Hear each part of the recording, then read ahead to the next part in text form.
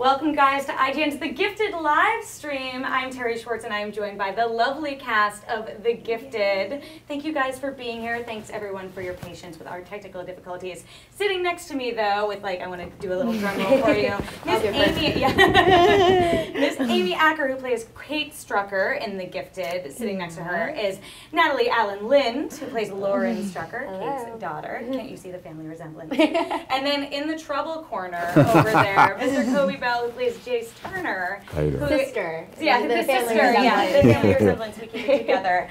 So, general premise of this show, the Struckers are this great family, wholesome until they find out, twist, their children have some mutant powers. And then how Jace fits into the picture is that you work at Sentinel Services, and it's sort of established for everyone what is the way that mutants are received in the world of The Gifted. Is it good to be a mutant if you find out you have emerging? No, it is not good to be a mutant. I would say mutants are received poorly in society, in the world that we're working with in the show. Jace was a cop. He had something horrible happen in his past that sparked him into being a member of the Sentinel Services, hunting down mutants. He's not exactly... he doesn't hate them. He's just doing what he thinks is right. And he doesn't really care what he has to do to get the job done. Now, Amy and Natalie, we find out in the pilot that Lauren has this ability, and also her brother as well, Andy, played by Percy Hines-White. How does this affect the Strucker family? Why is it a big deal that you have two mutants in the family? Oh, well, pretty much our entire lives are turned upside down. We have this lovely suburban lifestyle with actually her dad, my husband, working also as a prosecutor for Sentinel Services. So we've sort of been profiting off of how mutants are treated in society, and all the while our daughter has been hiding this secret from us. So when we find this out, we have to deal with the guilt of everything that's happening, and how much we were complacent with what was going on, and we have to leave our house and go on the run and join this group of underground mutant fighters. Not the X-Men. Yeah, can you sort of establish for people what role do this is an X-Men set universe show, but what role do the X-Men play in The Gifted, if any? Well, we're in the a timeline of the movies. Everything kind of comes together, but we have our own separate place. I think that, as you know, X-Men timelines are kind of sketchy, but we're kind of developing our own place in the X-Men universe. We have characters from the comics like Blink, Thunderbird, Polaris. Yeah, they're all in the comics. We have them in our story, which is really cool. But we also definitely have different characters that Matt Nix has created, like Eclipse. A lot of new characters are coming in too, which I find really cool. And Natalie, I mean, you guys are up to episode 7 at this point that you're filming. The show is sort of forming itself. Can you talk a little bit about your character and her evolution? Because we meet her as a relative child, discovering her abilities for the first time. Definitely. Is she going to grow into a character who people recognize? Hopefully. Yeah, I mean, that's the goal. But yeah, when you kind of meet her, she kind of is the typical teenager with everything perfect, and then you find out, like Amy said, she's been hiding this deep secret that she's a mutant in the society. She doesn't want to be a mutant because everybody sees them as freaks, and she doesn't want anybody that she knows to turn against her, so she kind of hides this from herself until her brother manifests his powers, and she kind of just gives that all up to save her family. But yeah, I mean, we're in the middle of filming, and I've really liked the character development.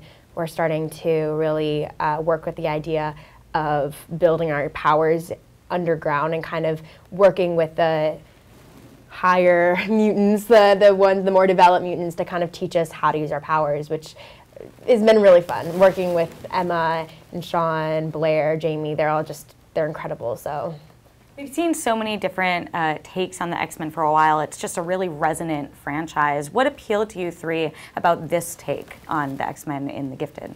I mean, for me, I think the family aspect is a new spin on it all, and is so much of the time in this world you have people who are outcast from their family coming together to kind of form a new Scooby Gang family of their own, and in this you get to see another side of it where we decide to stick together and sort of fight this fight with our own family, and we still get to join with these other mutants and form a new family. Yeah. So, yeah. I think what's also interesting, Kobe, is your character Jace. Like, he's a main part of the story. On paper, maybe seems like a villain, but what have you sort of learned about his character in Sentinel Services as you've shot this season?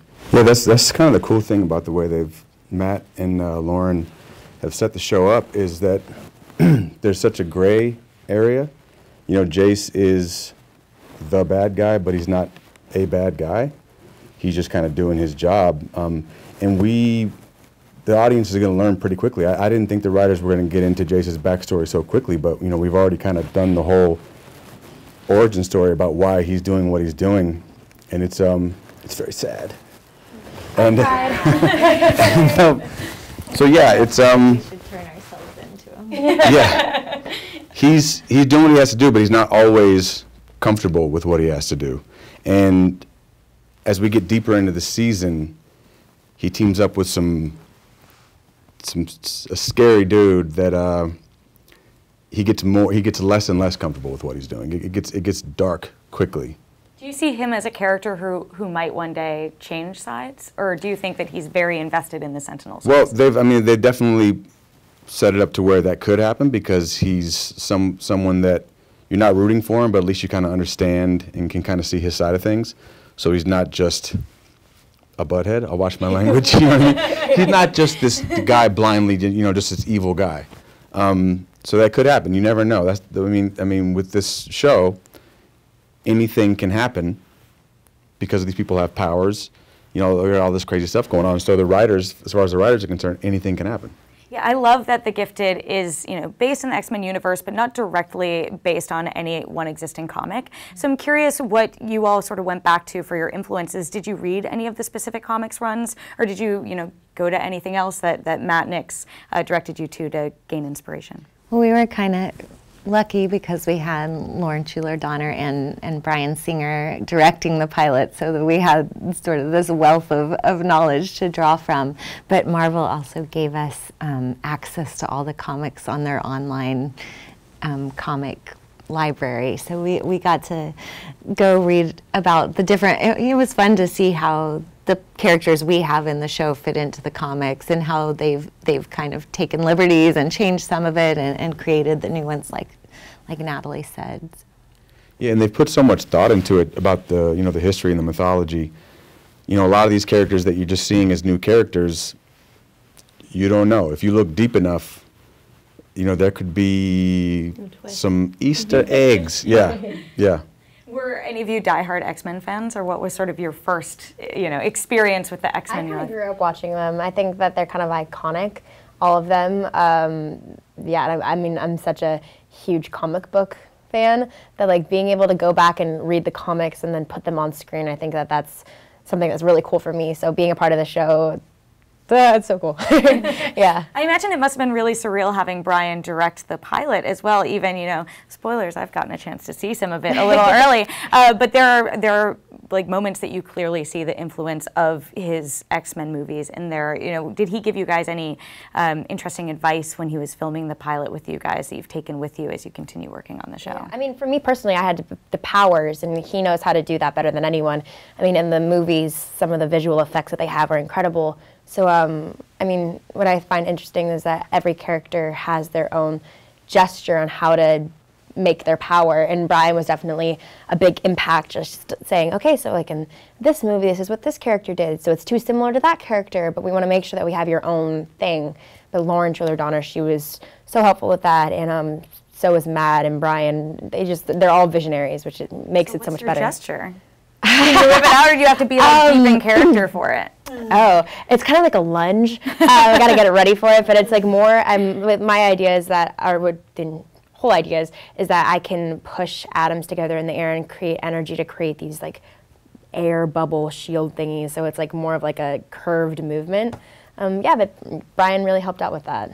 I mean, we talked a little bit about what Jace's role is, and obviously the mutants are sort of at the heart of it. But Amy, talk a bit about Kate's role and you know, working with Stephen as well as your on-screen husband. Like, where do the human parents fit into this mutant show? Yeah, we are one of three, I guess, that don't have don't have the superpowers.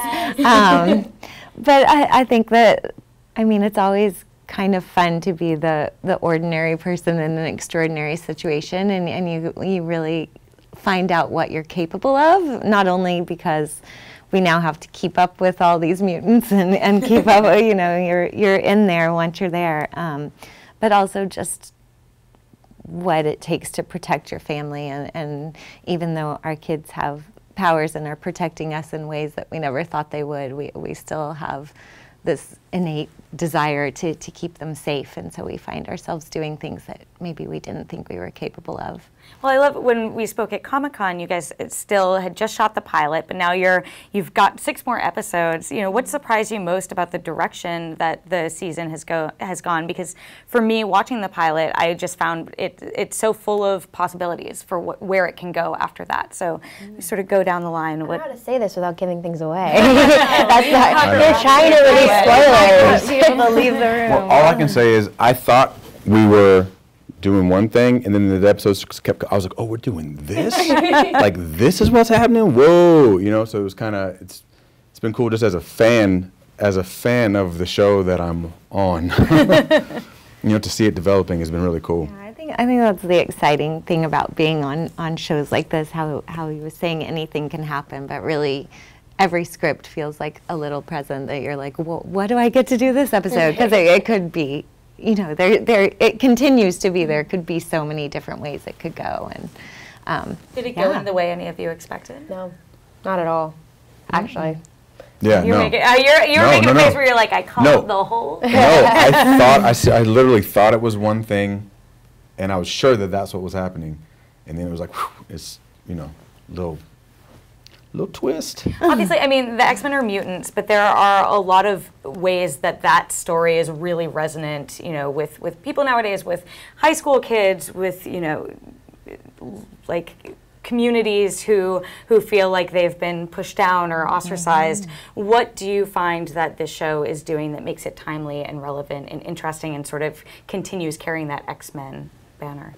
Wow. I mean, we do have, I don't feel like you can talk about the X-Men without that being a part of the show, and there's so many aspects of us even having to go on the run because of just being different. And you know, I was saying in episode 2, I was doing some scenes with Sean, and we were in a car, and we happened to read the news for the day, and we were like, this is the scene we're doing, you know. Wow. It's really hard. It's fun being on a show that so much can be ripped from the headlines, and you know, you always get nervous that like, are we giving people ideas, or are we? But you want to see when it comes out if it feels like, did they write this first, or did this happen in the news first? And, I mean, unfortunately, it's getting more and more timely. You know, like when they developed the show, it was during the Obama administration. They didn't know how timely it was going to be for all that wackiness that's going on right now. So for people who do watch it, what do you hope, if they were to take a message away? You know, it's easy you can watch these as like popcorn entertainment, if you will, right? You can just watch the action on the screen, but if people were to take away a bigger message from The Gifted, what would you hope that it is? I mean, for my age group, I would definitely say be who you are, because that's, I mean, when you think about it, if anybody in this room wanted to be a mutant right now, I think that they'd go for it, but unfortunately, because they're so different and cool, they see them as threats and somebody that's kind of like a weird thing. But I think that's just be who you are, and who you are is powerful and badass. And I think that, especially for young women, I want to create a character that I think that people can look up to and kind of see as like a powerful woman. I love women I love men empowerment, but I love women empowerment too. Natalie. I think she's doing it. Thank you. So yeah, I think that's super important to me. Yeah, I think that's the real core, is that, you know, be proud of your gifts, kind of. But everybody's There's something. Gifted, right? Don't try to hide it. Let your, what is it? Your freak flag fly. That's the tagline for the show. Let your freak flag fly. Now, I can't do an interview with the cast of The Gifted without asking you guys if you could pick your own mutant power. What would you want it to be and why? I chose mine based on the crazy stuff that's been happening lately, because we got shut down for the hurricane, and being from Texas with all of the awful stuff. So I think controlling the weather would be very important right now. Yeah. So. I have two. I'm going to go with my other one. It's mind manipulation. Just because, I mean, I'm pretty good at manipulating people right now. There we go. But I mean, to really be able to do that, that'd be great. But look, so you're controlling the weather. That solves that problem. You're controlling minds. You can just control all the politicians. This is why Sentinel Services wants to get around. They're like, oh, they could take over the world. This is good. This is good. Yeah. And I just want to be able to have eating carbs have the same effect on me as doing sit-ups. That's perfect. So anytime I want that one eat too. like a peanut butter and jelly sandwich, that's like 50 sit-ups. That's awesome. All right, so people are going to be seeing the pilot 1 week from today. The Gifted is premiering on October 2nd at 9 p.m. on Fox. What is your biggest, hype message you can send along to people to get them excited for that episode and what's to come next?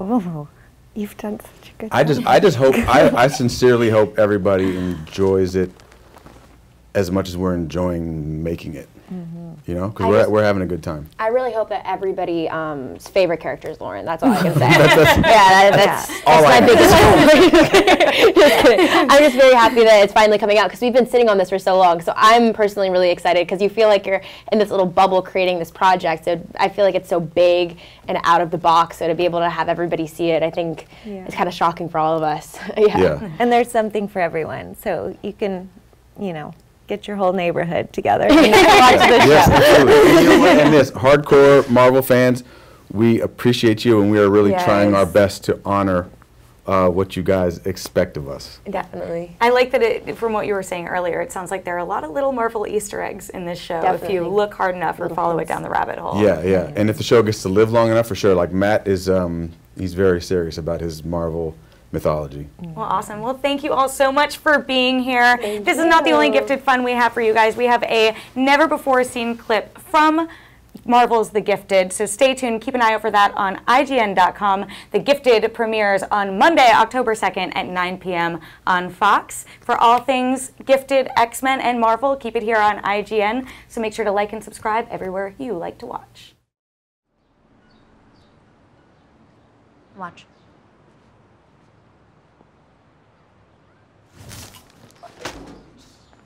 Dude. Now you try. Take it slow. Focus on how you felt, okay?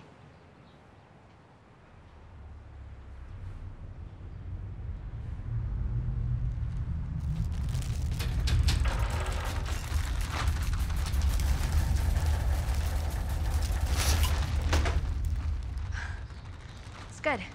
It's awesome.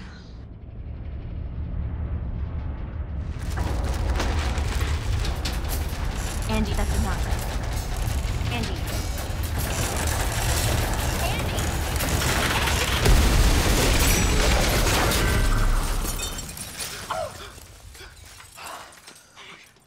I'm sorry. It's okay. I'm sorry. It's okay, we gotta go. We gotta go, go!